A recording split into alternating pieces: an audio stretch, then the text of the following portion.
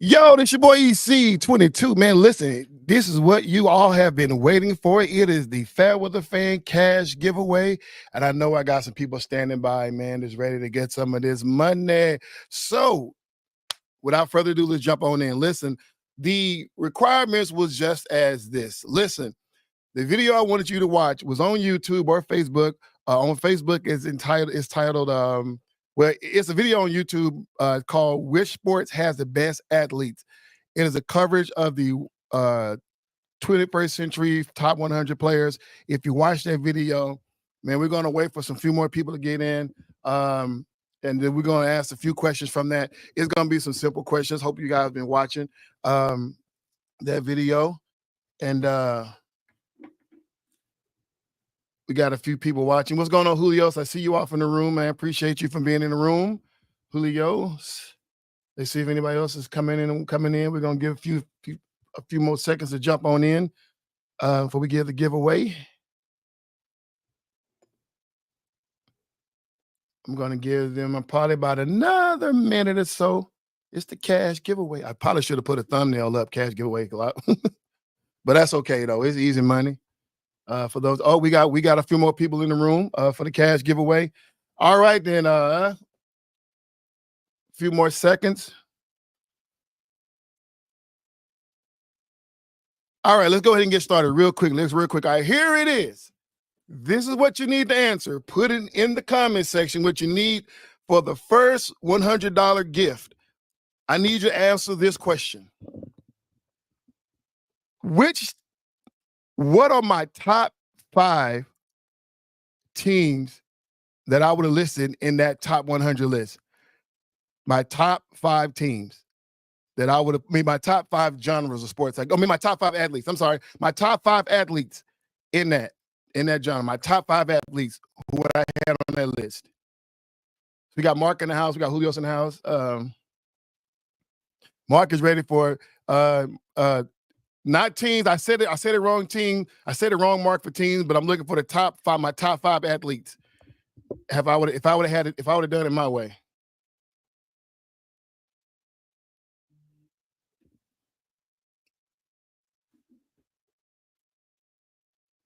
I know Mark is trying. I know Mark. I know you're looking at my top 10. I know I said it was gonna be easy, but yeah. Oh, snap. Mark has already got it right. He said, let's put the answers on there. LeBron James, Kobe Bryant, Serena Williams, Roger Federer, and Shaquille O'Neal. Is that my top 5?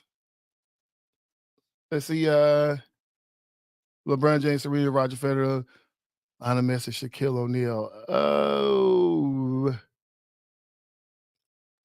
Julio, you're closest one to that answer between you two. Because I remember I don't know if I have Roger Federer that high up on the list.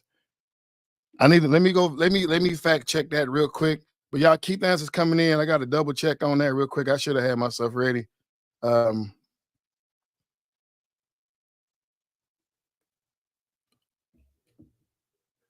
think Shaquille and Lionel Messi. I don't know if I had Lionel Messi that high on the list.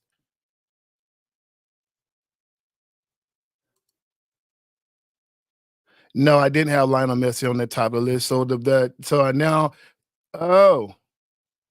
So the answer goes to, so Mark Sterling get the first $100. Let's congratulate for Mark Sterling for getting that right. The second one's going to be a little bit challenging. G, you late to my what's the question? You're a little late, but you may get a chance on the second one. The second one is, since G is on the line, G, you are disqualified from this question. I'm sorry. But in the video, at the end of the video, I made a comment about my boy G, and we had a conversation. He said,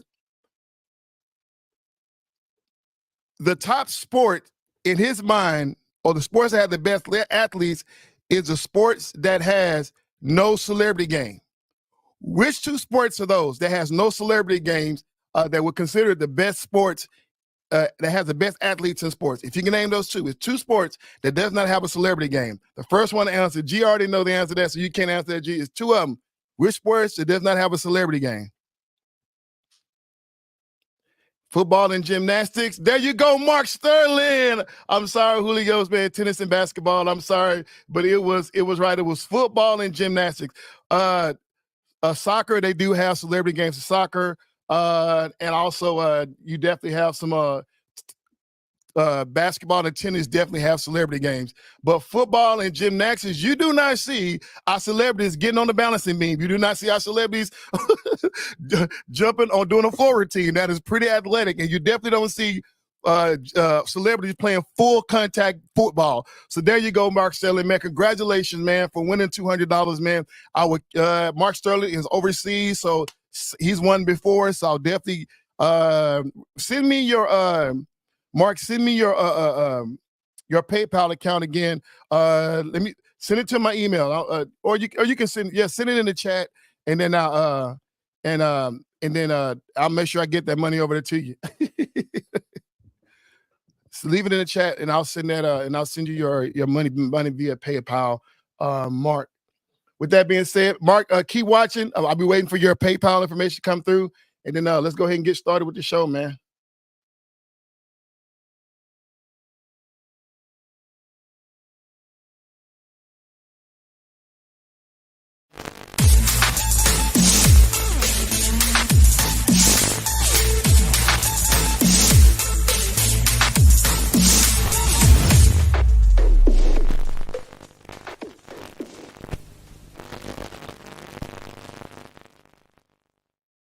Woo! Here we are, man.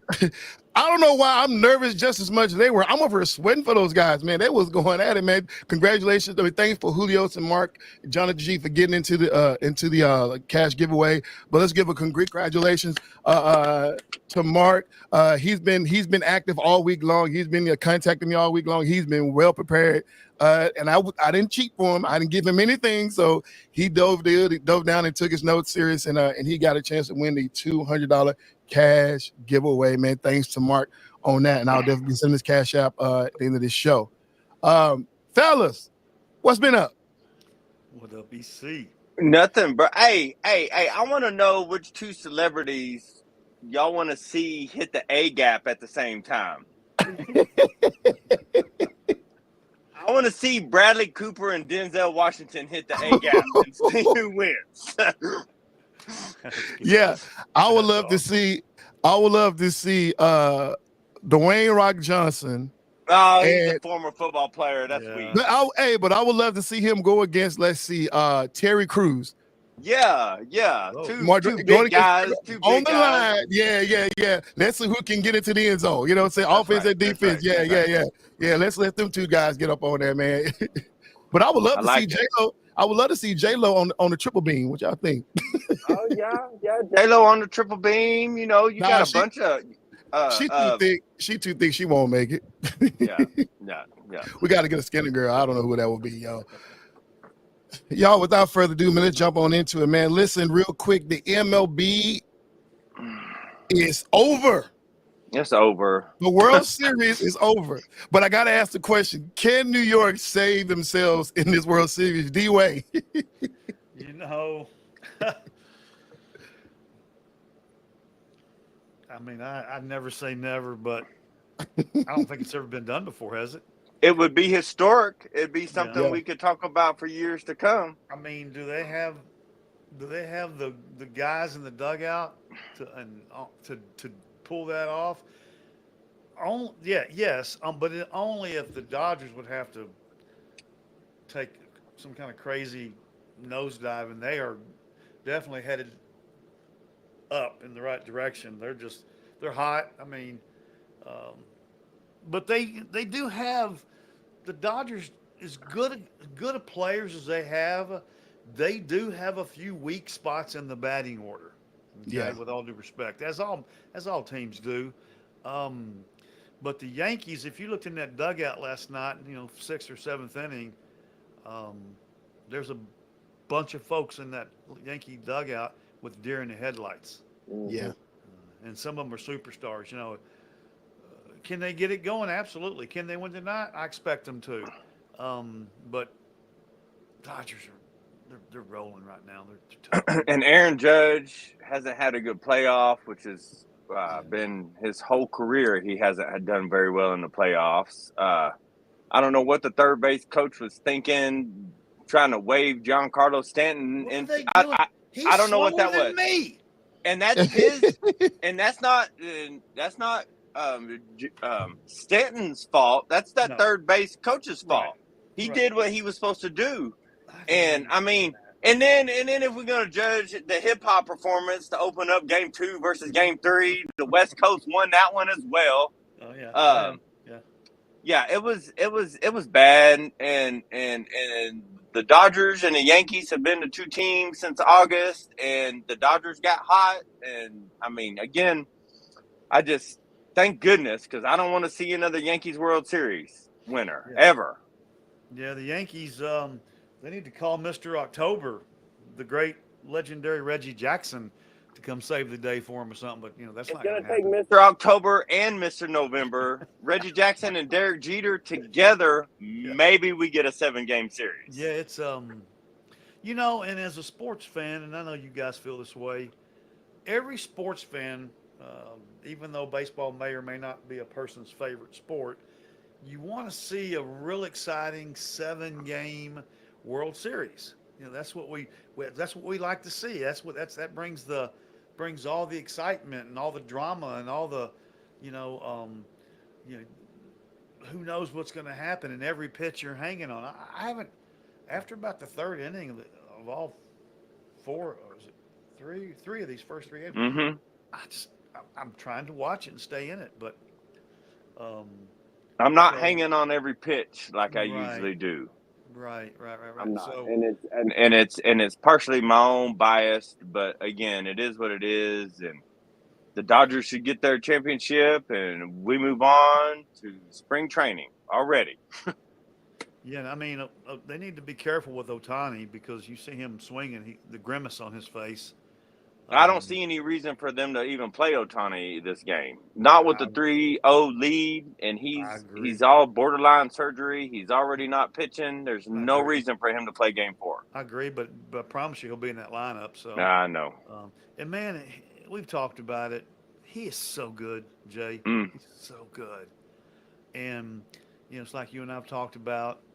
He's going to be pitching next year. Supposed to be, hopefully. Yeah. And so they'll be DHing for someone else in the lineup, which is kind of cool because when he pitches, he's going to be hitting. Well, he's still the DH when he pitches. Oh, he's still the DH. Okay. Yeah. So hopefully the elbow is nice and repaired by next season because, again, as great as he is, he's one of a kind only when he's pitching and hitting at the same time. He's above average at both of them, but when he's doing both of them, he's a jewel in the rough. Like there is no other guy who can do that. And he is as of right now the face of Major League Baseball. There's some other guys that are in the conversation, but he's just head and shoulders above because of him doing both things at the plate and at the mound. So again, it was a good season. It was a decent playoffs, but I'm really just ready to move on from baseball. Yeah. So anyway, anyone interested, first pitch, if you live in the Central Time Zone, it's at tonight, Game 4 in New York at 7:08, I believe, and the Dodgers have a 3-0 cushion in that series. So we'll see. We'll know shortly. So welcome back, EC. Oh yeah. I was taking care of a little business with my man Mark Sterling. But I gotta say this. I have to say this that if y'all see what I've got going on right here, I got the Santa Clara Broncos on here. And if you can see the shirt, it says Mia Curtis, number 4. That is my niece. She's gonna spend her 5th senior year, her senior year in Santa Clara, man. So that's my niecey right there, Mia Curtis, man. She played 4 years at Dormont College over up there. She was a standout at Minnehaha over at Minnesota, man. But Mia Curtis, my niece, man, she's doing great things, man. I can't wait to get out there to go see her in Santa Clara later on in December. I'm going to go out there in December to see Mia Curtis. To all the family, her family in Minnesota, man, from her mom and stepdad, from Allenson and Trayvon, man, you guys done an excellent job. To her extended family, man, the whole Suggs family, man, thank you guys for keeping an eye on her, watching her, and just continue to just accelerate her at all she's doing, man. And y'all, guess what? She just recently joined my wife's fraternity, the Alpha Kappa Alpha sorority. So, man, AKA. AKA, that's my wife's sorority. So, man, thank you, Mia and Allison, man, and all the family up there in Minnesota, man. So I can't wait to come see you down in Santa Clara. Go Broncos. Yeah, number 4, Mia Curtis. Yeah, yeah. Number 4, too, C-Web in the house. Yeah. All right, man. Let's dive into some NBA. Since we know what's gonna happen with the World Series. J-Dub, what are you liking out of the Mavericks? Man, I like them. It's early. We've only had 3 games, but you know, I'm a homer through and through for my Dallas Mavericks. And man, I think Kyrie, I think Uncle Drew and Luca have found a nice symbionts together where they don't kind of step on each other's toes. They each get their own time with the ball. I think Clay has been a phenomenal addition.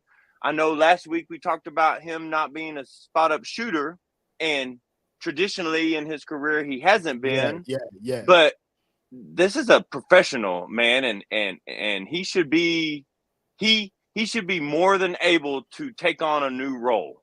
And with the driving ability of Kyrie and Luka, the defense's collapses, there's always going to be an open man. And I mean, I don't know that there's too many better players in today's NBA that you could hope for to have Klay Thompson as your open man at the 3-point line. Yeah. Now, as the season progresses, teams are going to start to play them that way, and the open man is going to start coming from the 4 and not the 3. But in the early season, I mean, it seems to be working out fine for them.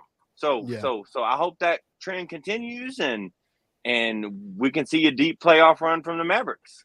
Now, with that being said, is Klay Thompson, is he that missing piece, or do they need to find somebody else or another piece, or what do you think? I don't know who they can find. The West and both conferences this year are so loaded that whoever gets hot at the right time is going to be the right team to go all the way. I think the Mavericks playoff run, late April to mid-June run, is going to be more hinged on Derek Lively. That's my opinion. Yeah. You know, you got to have a guy who can chase Joker. You got to have a guy who can chase if the Spurs get it, who can guard Wemby and make it hard for him. Yeah. You got to have a guy who can come out to the line and still be able to get back into the paint. So far he's shown, I mean, again, it's only his second season, and sometimes I watch him these games and I'm like, he's a 5 or 6 year veteran already. I'm a huge Lively fan, and Gafford too. But you got to be able to chase the bigs to the line in today's NBA. Yeah. Coach D-Way, let's come to you real quick.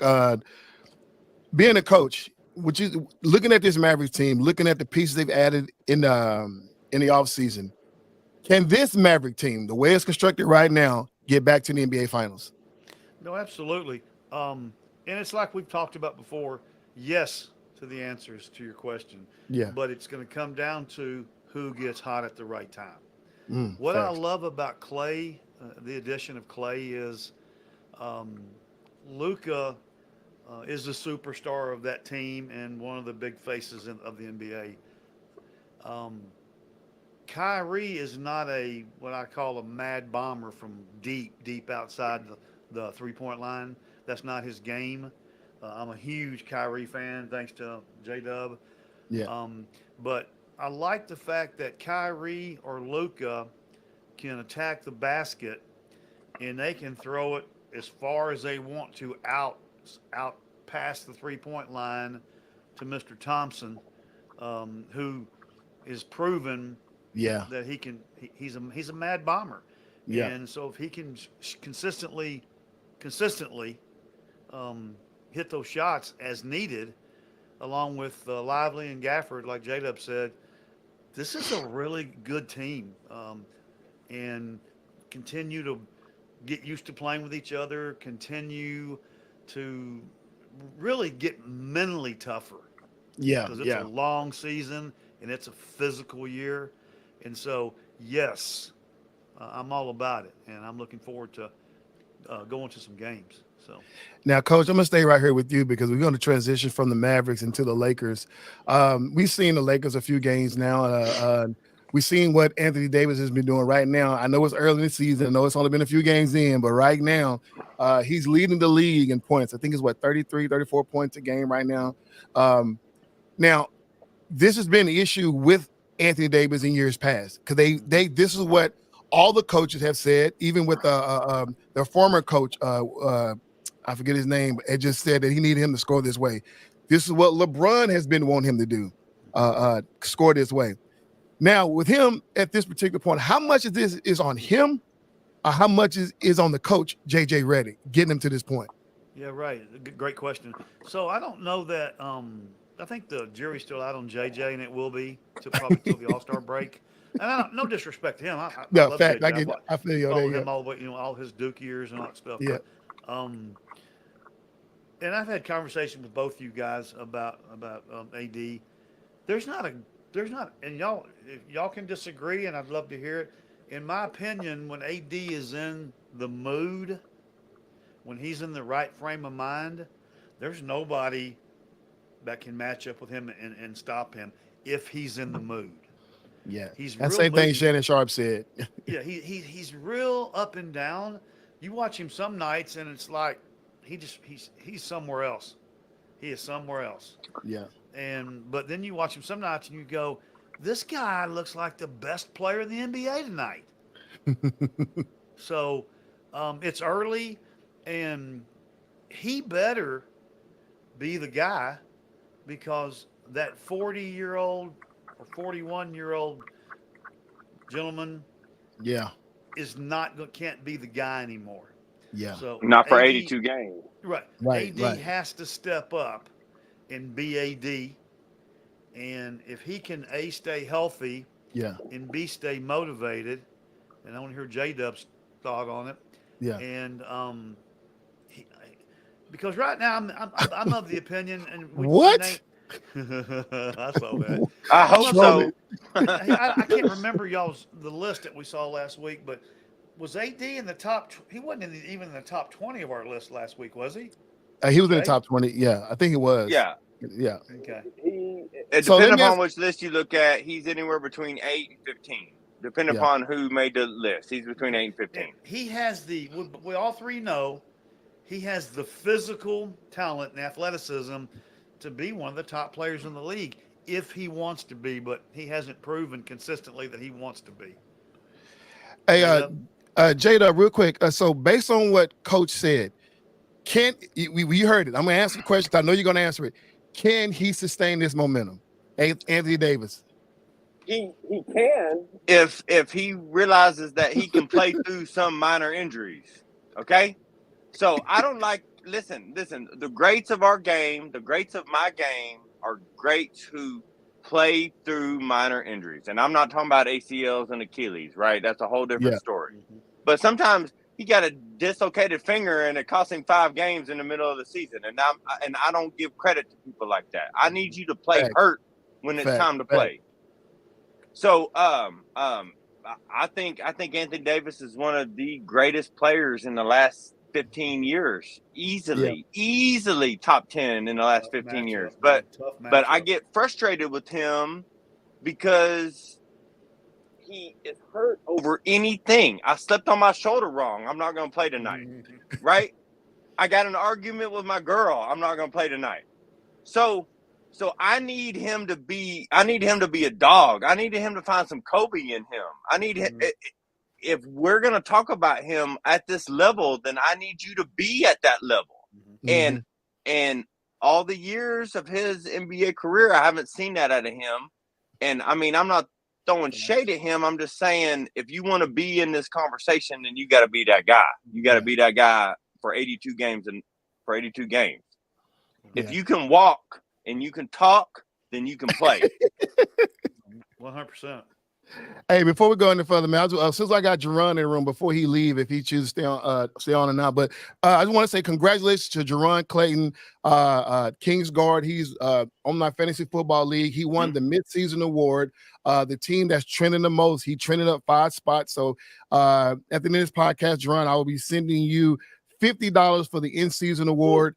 Just let me know. I think I still got your Cash App information. If not, send it to me. You got my text. You got me my phone number. Text message me.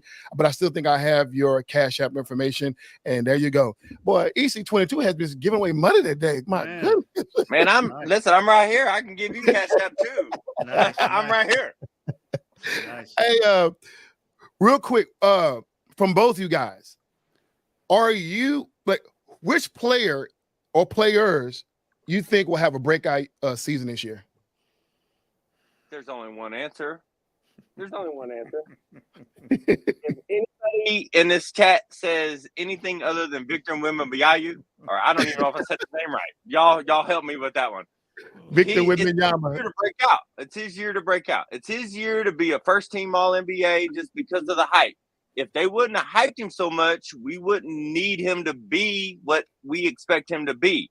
But y'all got a veteran point guard. Y'all still got Pop. If you're not in the top, it's crazy. If you're not in the first team All NBA, I think you failed just because of the hype that came behind you. Yeah. He's looking good. He picked up a little weight, got a little muscle on him. He added 25 pounds, I think.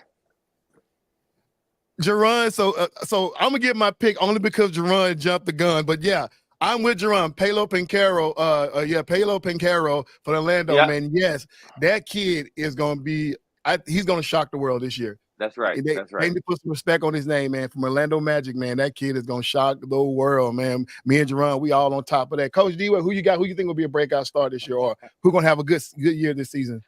Well, it's easy for me to say this, and he's not going to be like a superstar, but he's going to be a big factor in the season and for this team. That's going to be Lively for the Mavericks. Derek Lively. You know what? That is actually a good pick, especially with Clay being there. They're going to open up. They're going to spread the floor a lot for him. It's going to be pretty interesting watching him play. And J-Dub, he got me back when the Mavericks won the World Championship. The one guy he really got me tuned into, they had so many good players on that team, but the guy he really got me watching on that particular team, what year was that, Jason, that they won the championship? 2011. And Jason knows who I'm going to say was Tyson Chandler. Yeah. Tyson Chandler. I want Derek to be Tyson. Yeah, Tyson was such a huge role in that run and that championship. And if we can get Lively to get tougher and meaner, and just impose his will and his height on people, that's my guy to answer your question, E. All right. So let's move on to college football, y'all. So I don't know if y'all been able to see the Heisman candidates this year for college football, man. Let me pull it up real quick and let you all see what's going on with the Heisman list. I don't know how to feel about it, but it is what it is. Who do you guys think is a Heisman candidate this year? Or who would you like to see on that list? Go ahead, JW, you want to go first? Brother, I'm just glad that that Shedeur Sanders finally is in a conversation. And I know on this podcast, Colorado and Dion gets a lot of not flack, but conversation. Man, I hope Shedeur and Travis go 1-2 in the NFL draft. That's my goal. That's my hope. Well, they're not, first of all, but they're not. They're not. I get you. So, for me, Travis Hunter to me is the most exciting player in the nation. So he's got to be way up on my Heisman list. I really like this kid from Oregon, this Dylan Gabriel kid. If you hadn't had a chance to watch him play yet, he's real good, real solid. And so, and then a lot of people are talking about the young man from Miami, uh, Really, Jerron?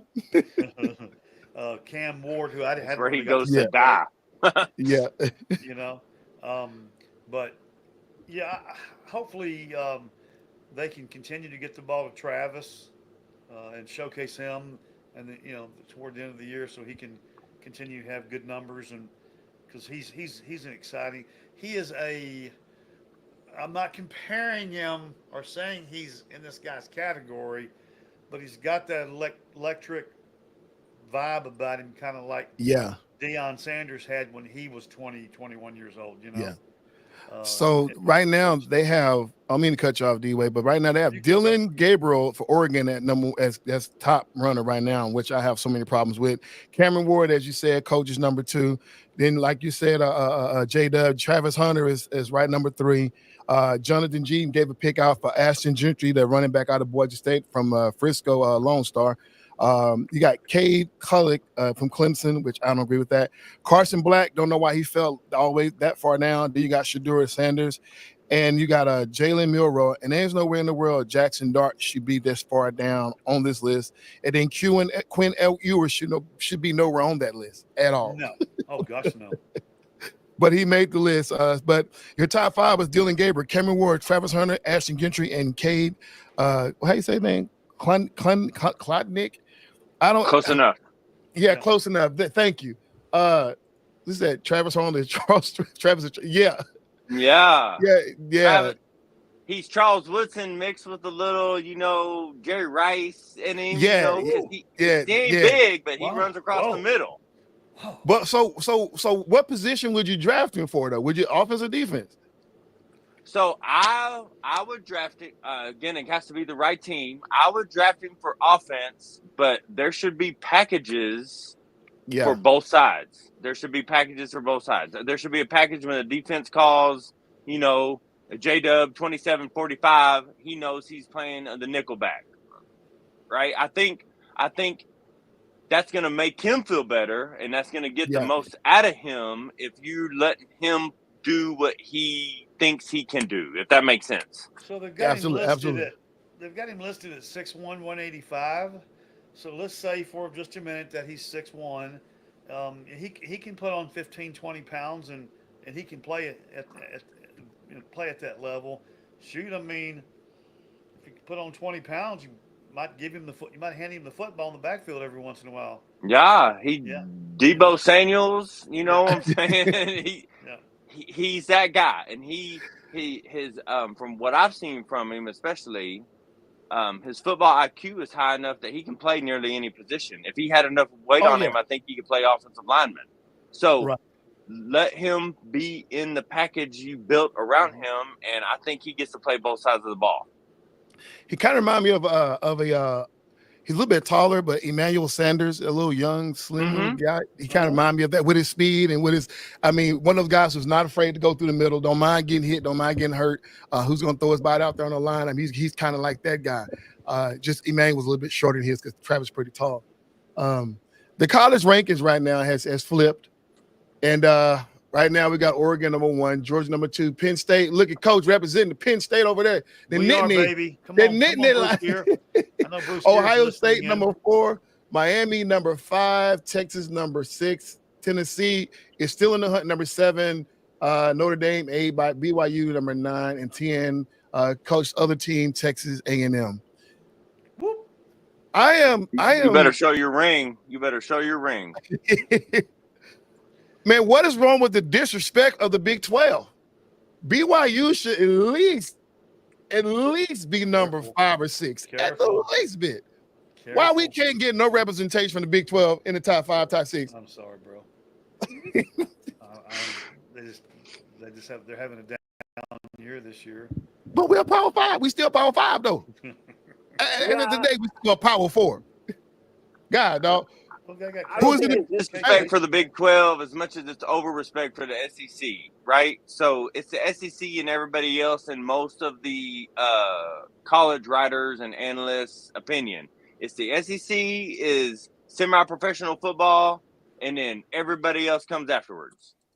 So to answer the question, who's in the Big 12, the one we've been talking about for the most part is Travis Hunter and Shedeur Sanders. They're in the Big 12. Put some respect on the Big 12. Put some respect on the Big 12. No, but even with these rankings, Coach, are you cool with your Aggies at number 10? So I think they're a little overrated still. But here's what I was going to say: we're going to see a lot. We're going to know a whole lot more after this weekend because the Buckeyes go up to State College to visit my Penn State Nittany Lions. Yeah.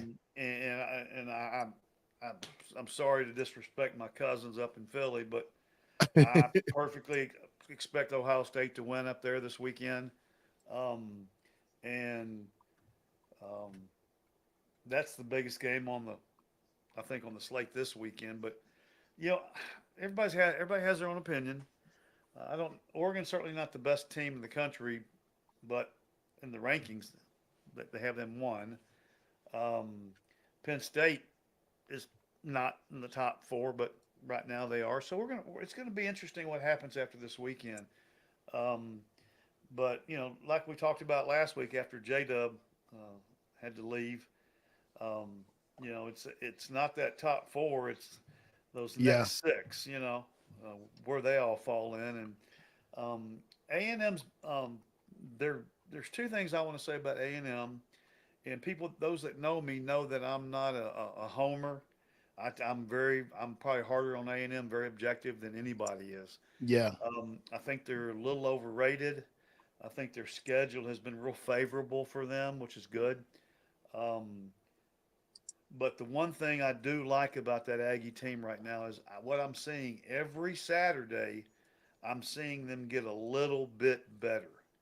I see them improving every Saturday. Okay, and that's what you want to see out of especially if it's your team that you root for. And so I'm excited about the growth. I'm excited about the improvement. I'm excited about how much more improvement that they can make. They've got a big trap game this weekend. They go to South Carolina, so that won't be an easy game. No SEC road game is an easy game, right, Jay? I mean, That's right. They're all hard. Right. So I'm hoping that they can get out of South Carolina with a W. But we'll see. What do you guys think about how it's shaping up? So if they get out of South Carolina with the W, I think they got a bye week the next week, and then they got like New Mexico State the week after, and then LSU and Alabama on a bye week this week, and then they play each other next week. So in the next 2 weeks, this gauntlet of the SEC that we keep talking about, is going to play itself out. Mm-hmm. So I personally don't want to see a 3-loss SEC team in the playoff. So if Alabama loses, in my mind, they're gone.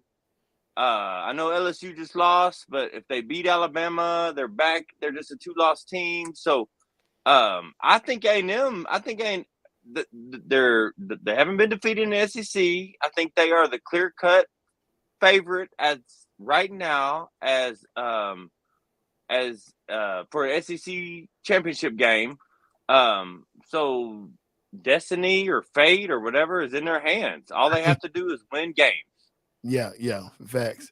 So right now, right now looking at the playoff prediction right now, so obviously most panel people agree that they think the top 4 would be Oregon, Georgia, Miami, and BYU. Obviously, just like Jerron said, we'll get into the playoff because BYU will win the Big 12. BYU should finish in the top 4, but okay. Well, if they win the conference Big 12, they will. So you take the 1 through 4 conference winners, 1 through the Power 4 conference winners get the first round bye. Wow. So if they win, whoever win the Big 12 will get in the first round bye. 5 through 8 who get to host the first round playoff on their home turf right now is Ohio State, Penn State, Texas, and it's debatable between Tennessee and Indiana in that regard. And then the 9 through 12, you got Texas A&M, Notre Dame, Boise State, and then there's a debate between Pitt, Clemson, and Iowa State where they get in there or not. So that's kind of where we stand right now. I like it, but I'm still upset that only one team will represent the Big 12, BYU. So all of you in the Big 12 win. That's your only chance to get into a college playoff situation. But yeah, hey, Big 12 gonna be all right. It's gonna be all right. So if Colorado wins out and Kansas State wins out, they'll both be in my opinion, they'll both be in the top 12 because we've had other teams lose in the SEC by default that they play each other. So I like that. I think the Big 12 is going to be represented not only with their winner, but I think they'll have at least one at-large team in the tournament. Well, and then Jason, to finish our A&M conversation, I just looked at their schedule. The next to the last game, A&M goes to Auburn, and then their last game they go to Austin. So, yeah, so they got those last 2 weeks are going to be tough. And so maybe not in the NFL, but in the NCAA, we still give credit to a bad loss. So as long as Texas and A&M both show up that game, and we have a 38-36 game or a 38-42 game, then neither one of them will drop far in the standings. Right. That's good. Yeah. Man, Jerron said Clemson will upset Miami in ACC and Colorado will win the Big 12. Jerron is y'all got to know, Jerron is a guy who don't mind making bold predictions. And I have to say, sometimes he's right. Sometimes he's right. So we go back and forth at work, but and you're a Big 12 guy. I mean, yeah, that's not unrealistic. Colorado could win the Big 12. I mean, the Big 12 is going to upset Miami, though. I don't know, man. It's those top two teams in the Big 12 are hard to beat right now. Who? Let me pull it up. K-State? No, not K-State, but it's coming up real quick. Not it Iowa is State. Yeah, Iowa State. Okay. Iowa State 7-0. Yeah, they are. Yeah. I don't even think Colorado can beat SMU, truth be told. Oh, okay. Now the quarterback play is better, but I think just the overall, the whole, just the team as a whole, I think they're better than Colorado. I mean, that'll probably be the hardest. I mean, probably be a match they can win, but against Iowa State and BYU, nah, I don't think they can win those games. Gotcha. I mean, because Iowa State and BYU got a bunch of corn-fed offensive linemen that know how to control the line and give their quarterback time. Yeah. So that's where we stand right there. I'm gonna do something special I haven't done in a while, but I got a little segment called "Put Some Respect on My Name." These are some players that we have been overlooking throughout the whole college season. It's 4 players. I want to kind of throw some names out there. Let's go ahead and jump into this real quick. Let me pull this out real quick. So Colton Joseph, a true freshman to Old Dominion, has been going hard this season, man. He's a young guy, freshman, so he haven't getting a lot of playing time, but he's been doing his thing. The last game against the Georgia Southern, he had for 304 passing yards, 4 touchdowns. He ran for 69 yards and a touchdown, man. So, man, good job. Put some respect on his name. Nice, the quarterback at Old Dominion, true freshman. He got nowhere to go but up. Old Dominion. Mm-hmm. Coleman Ullman, the senior wide receiver at Ohio, not Ohio State, but Ohio Bobcats, man, the other Ohio team over there nobody ever talked about. But, man, this kid is a senior, man. He's been doing this thing. Last game against the Buffalo Bulls, he had 146 yards, 2 touchdowns, and 22 yards and 1 touchdown rushing. That was a high-scoring game. That kid is the whole squad over there. If you know anything about this Ohio squad, he is that whole squad over there. So put some respect on his name. Let's jump on respect on his name when the NFL draft comes around and he goes in the first round.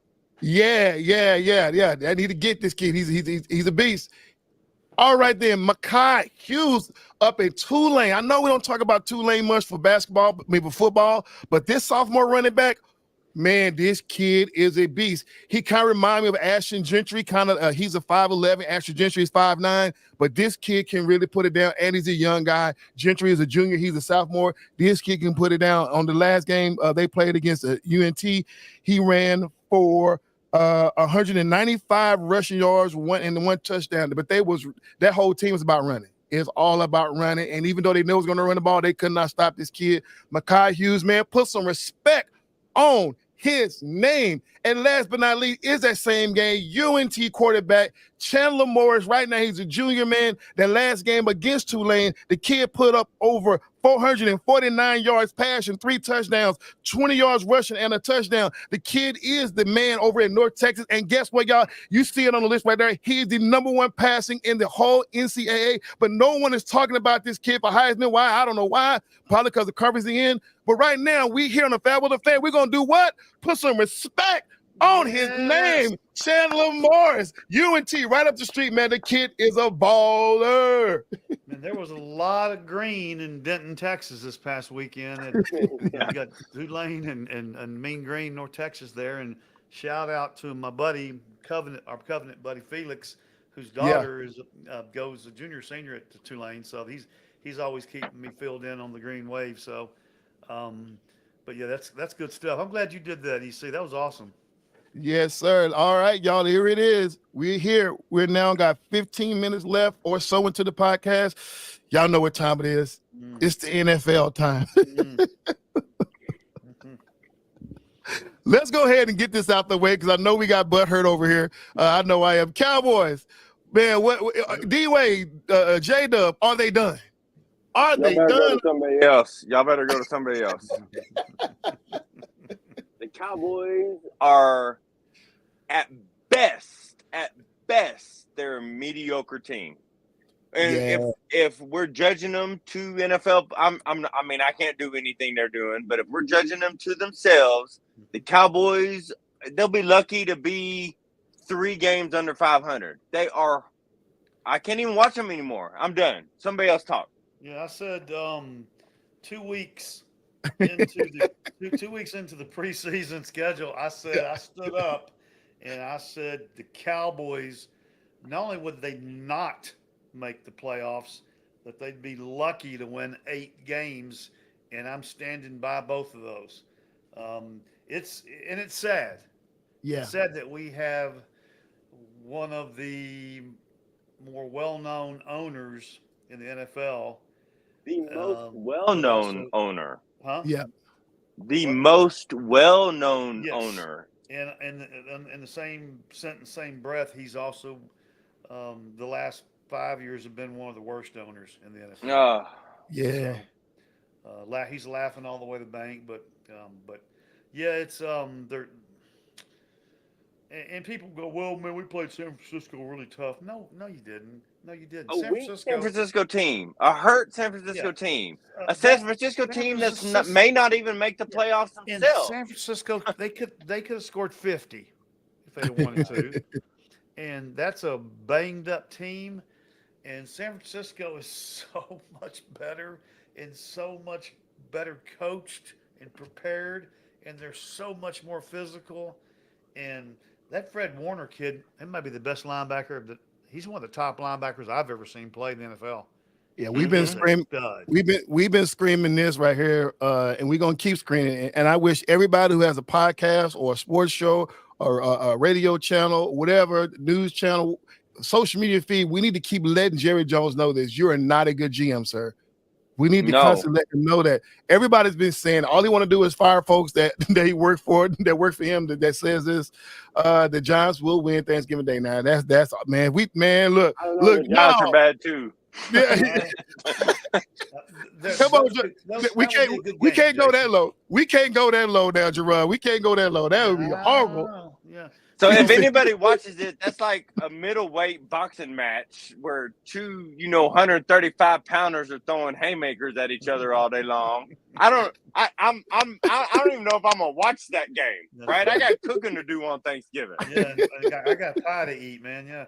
So and the running joke in the Philadelphia Eagle fan base is they love Jerry Jones. They say long live Jerry. They say my cousin Bruce Gear and my nephews Ellis and Jesse Gear.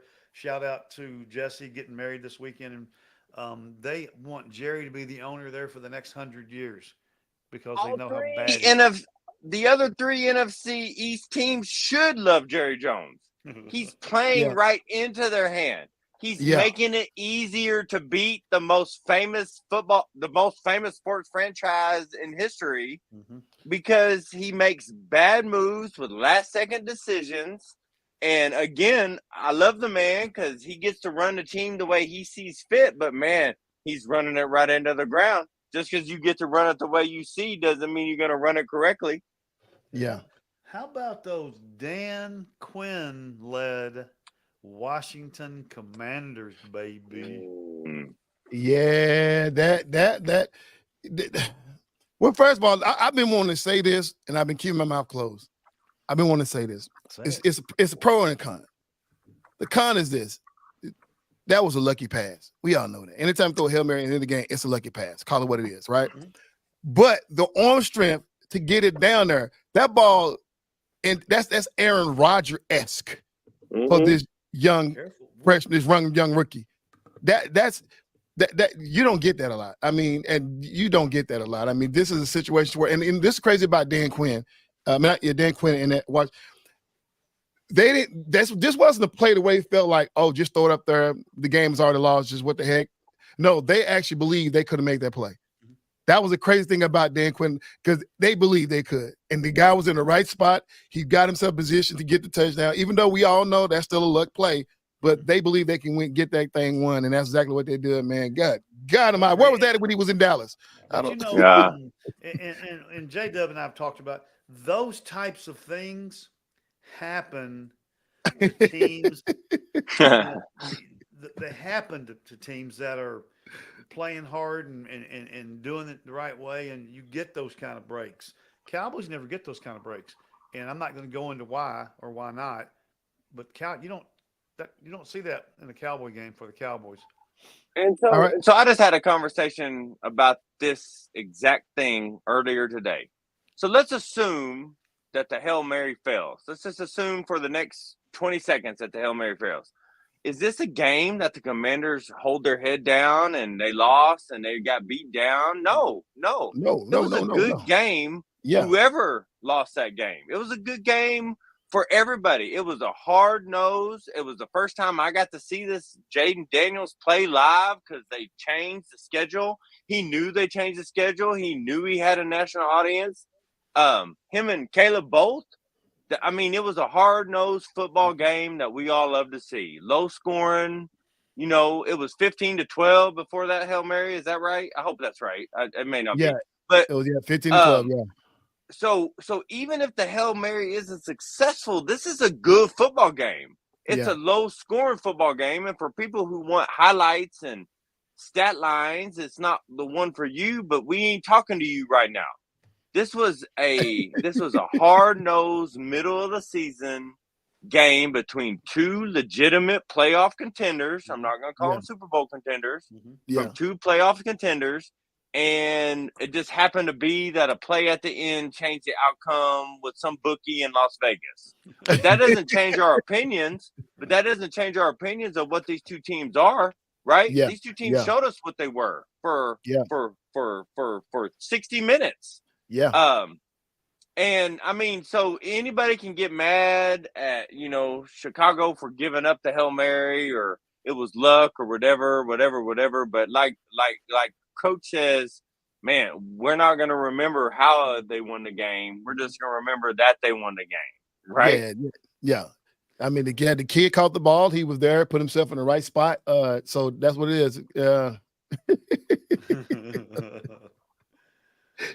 Yeah, absolutely. Jerron, I'm with you, Jerron.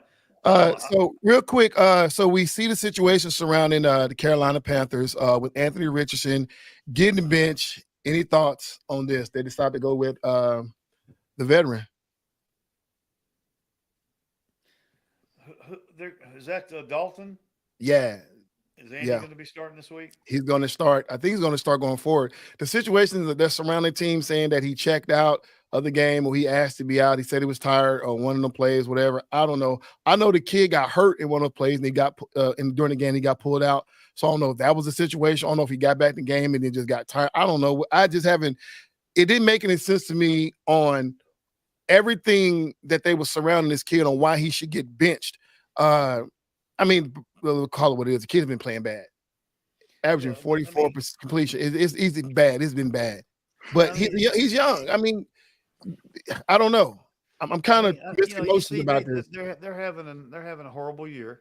Yeah, and they're just trying to shake it up a little bit and try to put some new energy, a new look. Is Andy going to be the answer? No, but because this is my problem with this whole situation. Now, if this was, let's say, like a Tampa Bay team, when they just won the Super Bowl with Brady, and realize you starting over, or once Brady retired, you realize you're looking for a quarterback. I get that. If this was a Seattle team where you still got like DK Metcalf and all them other guys over there, and still a tight defense, I get it. But this is the Carolina Panthers, who has been terrible for a long, long time. You could have gotten the quarterback that's down in Houston, but you went and got this kid from Alabama. I'm sorry, I'm looking not Carolina, but the Indianapolis Colts. Y'all forgive me but Indianapolis Colts. Yeah, I was confused for a minute. Yeah, I'm sorry. That's a mistake of mine, but yeah, not Carolina Panthers, but them benching Anthony Richardson from the Indianapolis Colts. This team, now I got too much, but this team is that Flacco, the backup quarterback in Indianapolis? Who is it? Yeah, Flacco's the backup quarterback over there. So they're bringing in Flacco and benching Andrew Rich for Indianapolis Colts. I'm sorry, I got back up my thoughts. But no, this team is bad. It's bad. They did okay last year. The kid went out for the rest of the season because he got hurt early, and he went out for the rest of the season. This team needs to send a message, say, we're going to stick with you. The kid is a good kid. He's a good player. They need to stick with him. He's young. Didn't get to play all last year. Now you got him in this year halfway through the season. Now you go to bench him. Like, what message are you sending to your organization that you're willing to start over again? Are you willing to go draft another quarterback? I don't know. Are you going to tank the season to try to? I don't know. I think this is a bad message. This kid can still play. He ain't doing it this year, but he still can play. I still think he's a starting NFL quarterback.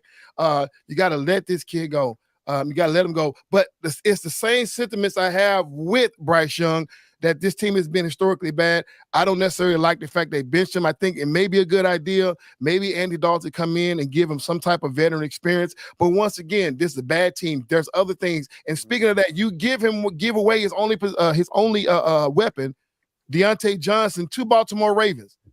Y'all don't make that team a whole lot better.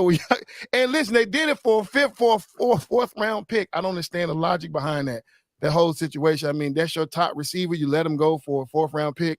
I don't know what's. I mean, obviously they're gonna have a bunch of first round picks and stuff like that. If this team is bad, the last one licks, so they're gonna be all right. But I don't know, J-Dog. What do you think?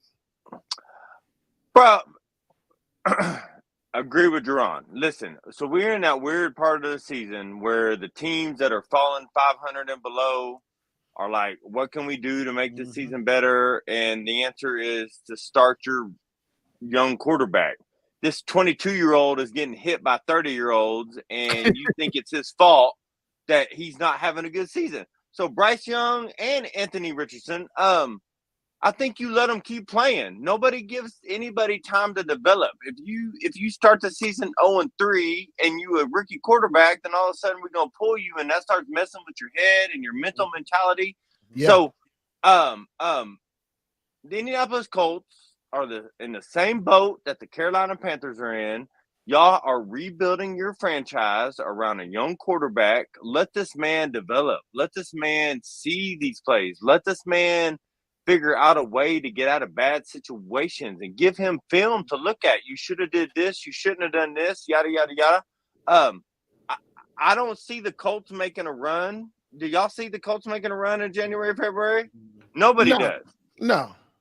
So and I'm a big fan of Joe Flacco. I wasn't forever, but the bus driver supreme, he gets the crown for bus driver. If this man can win 6 games in a row, now you're 10-4. I get the GM and the ownership wanting Indianapolis Colts to try to do something to be relevant this season, but even your relevance isn't going to get you very far. You ain't going to beat Kansas City. You ain't going to beat Baltimore. You know, let your young player develop and let your young player keep learning from his mistakes. Let Bryce Young develop. What is Andy Dalton going to do for you? Y'all have won 1 game. Let Bryce back into the game so he can learn what he's doing wrong.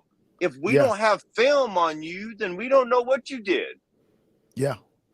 So I agree with them. Nobody gives these kids time to develop. We're talking about a 20-year-old, a 22-year-old trying to learn how to play against grown-ass men that are out there to hurt him.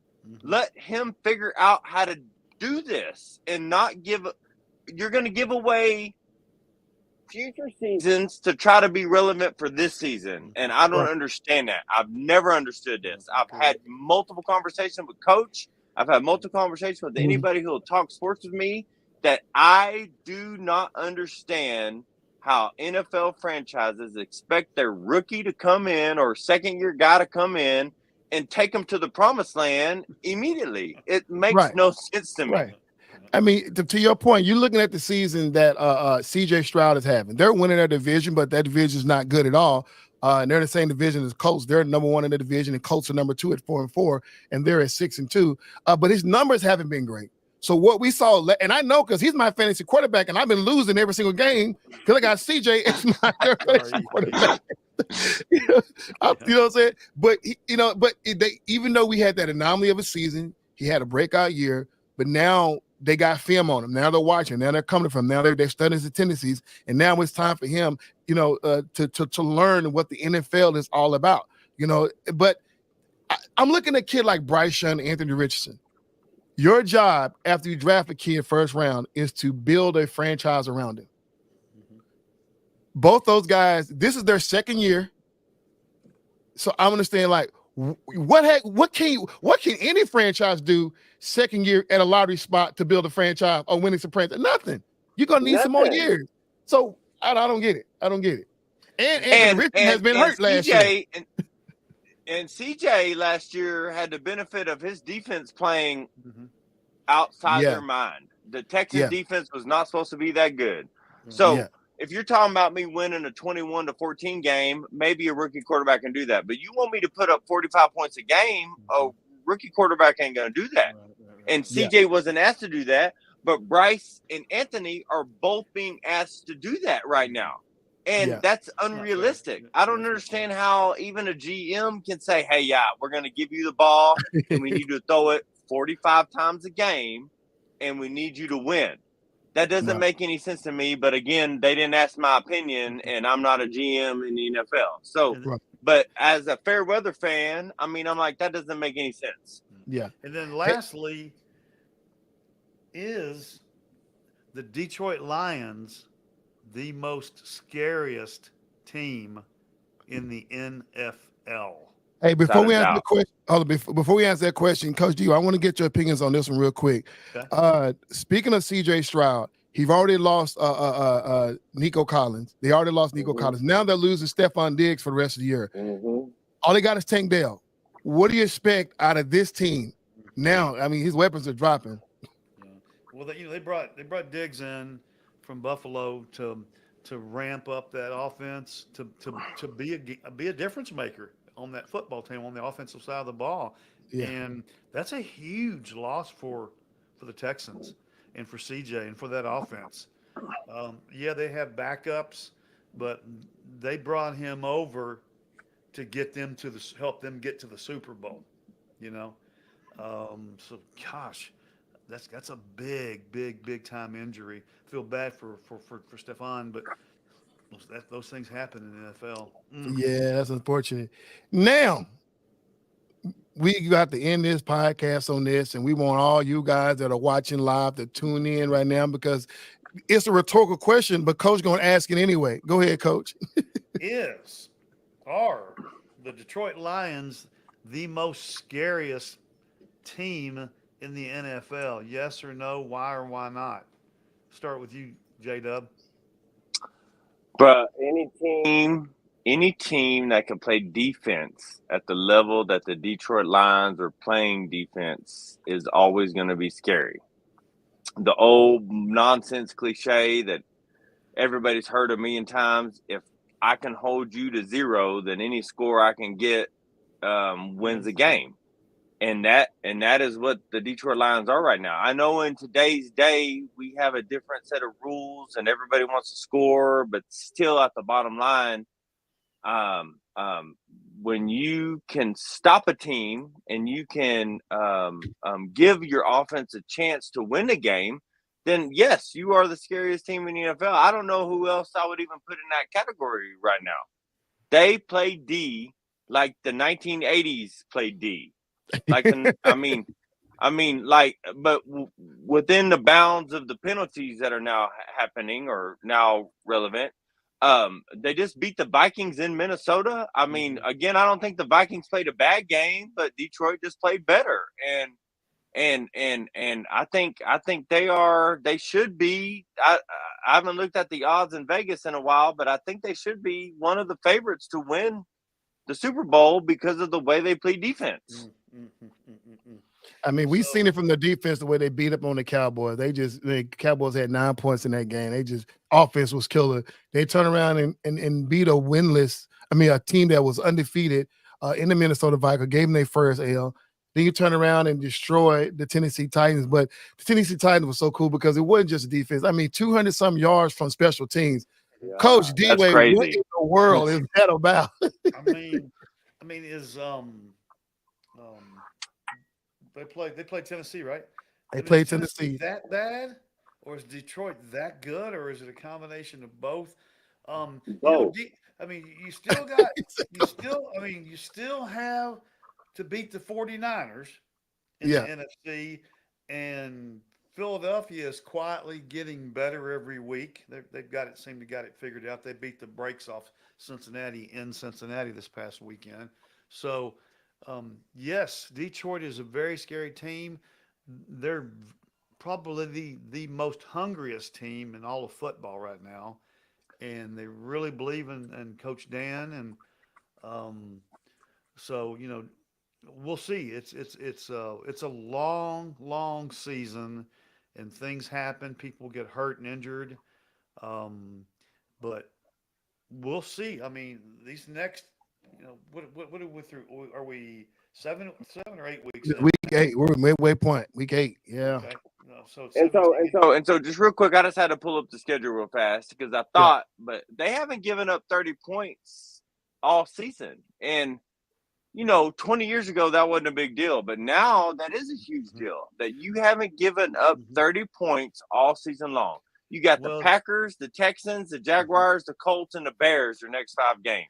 So, I mean, I think they keep doing what they're doing. I think when they play the Bears in mid-November that we see what a real offense, and maybe the Texans too, but they have so many injuries. But I think we see what a real offense can do against them. But the schedule's on their side. The Bills may put up 30 against them. I think everybody should be scared of the way these boys play defense. I think that's the truth. You know what our man EC says? D in Detroit stands for defense. That's right. It can stand for a lot of things, but defense is what it stands for today. Yeah, I mean, that Minnesota game, they squeaked one out of that. Minnesota put up 29 points. The only team that really, and of course, the only loss came to Tampa Bay. That was a good game in Minnesota, but like I said, they came down on Dan Campbell's decision at the last minute to win that game, doing what he do, getting his kicker in there at the right time to come out with come out W on that. But man, I love Detroit. I love everything about them. It's good for the city. I've been watching a lot of their fan page pages, and man, you talking about the fans are saying this. It is so real to them to hear their team being called the scariest team. It's like it's been a long time coming. That fan base, it's almost like they're in the twilight zone. They're dreaming. They don't believe it, but they're so excited, man. And I said this before.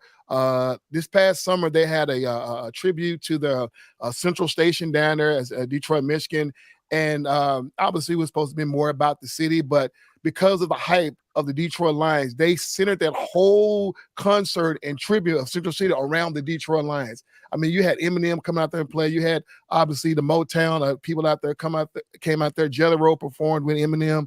I mean, it was a crazy, crazy event, but it was centered around the Detroit Lions. They had Barry Sanders come on stage. They had Amon-Ra St. Brown come on stage, man. So, I mean, it is crazy in Detroit. The fans are loving it down there in D. So, man, shouts out to the whole city. Pull around and have Kid Rock walk in there one day that place is going to explode. I just wish. My brother-in-law got to go to the Detroit Lions game a couple weeks ago in Detroit, and he said those fans are into it. They're awesome. They're excited. They're rowdy. They're a real good bunch. And that Detroit Lions fan base, I feel for them because you have a top 3 running back of all time and a top 3 wide receiver of all time. Mm-hmm. Not give you anything because their defense was so bad with both those players. Now that your defense is good, I mean, hey, man, a defense wins championships, offense sells seats, So, yeah, well, and props I to like Jared that. Goff for just getting it done every week, man. Just taking care of the football and just getting it done every week. So, and there's some putting him in front runner for MVP. I heard them talk about this last week. Jared Goff for MVP. Yeah. Ooh, I'm not ready to make that conversation yet. It's still kind of early, but we'll see. I mean, right now he's the talk of the town right now. There's a guy in Baltimore that gonna have something to say about that before it's all said and done. Yeah. And the word MVP, especially from the NBA, it makes me not understand what MVP means, right? Most valuable player means if I'm not on your team, then y'all aren't half as good as what we are right now. So if based on my definition of MVP, Jared Goff is a top 5 candidate right now. We're halfway through the season. Absolutely. I like it. All right, man. Before we come to a close, man, J-Dub, you have any final words? I know you got to get on out of here, man. I'm sorry for keeping you too long. Nah, it's good. It's good. Final words are, as Coach says, this is the best time of sports. Yeah. Everybody get up in the morning and turn SportsCenter on and see the highlights, see the basketball, see the baseball, see the everything, because it's about to be a sharp dive, and just keep enjoying what we have to block out life right now. All right, Coach D-Way, you got any final words? Yeah, so couple things. I'll still want to J-Dub's terms. I want to see where this 3-headed monster with the Dallas Mavericks, how far they can go and how exciting they can be. Excited about that. First pitch is getting ready to go in Game 4. They're up in New York. Looking forward to continuing to follow my Aggies and hoping that they continue to have success. But yeah, this is exciting. College football is popping. NFL is every week's getting better. We're in the World Series. Hopefully they can extend that a few more games. And we don't have time to get into it, but there's lots going on in that WNBA right now. A lot of shaking and baking. We won't talk. We'll wait till next Tuesday, but a lot going on. I know J-Dub can fill us in next Tuesday on that show. But man, great show. Appreciate you guys. Thank you, Steve, for your awesomeness. All right. My final thoughts are the World Series will be ending tonight. All right. Now the Dodgers, will go ahead. Yeah, it will be. Enjoy your fall, guys. End it tonight, man. Go get some of this last bit of good weather, man. Go ahead and don't try to extend this thing another week or so. Let's go ahead and get it done tonight, man. But once again, congratulations to Mark Sterling for winning the $200 cash giveaway, and my boy Jerron for winning $50 midseason prize for the More Than a Game Fantasy Football League, man. This boy EC22, man. Thank you guys, man. Like, subscribe, share, leave comments, join the conversation, and see you next Tuesday. We are out. Awesome.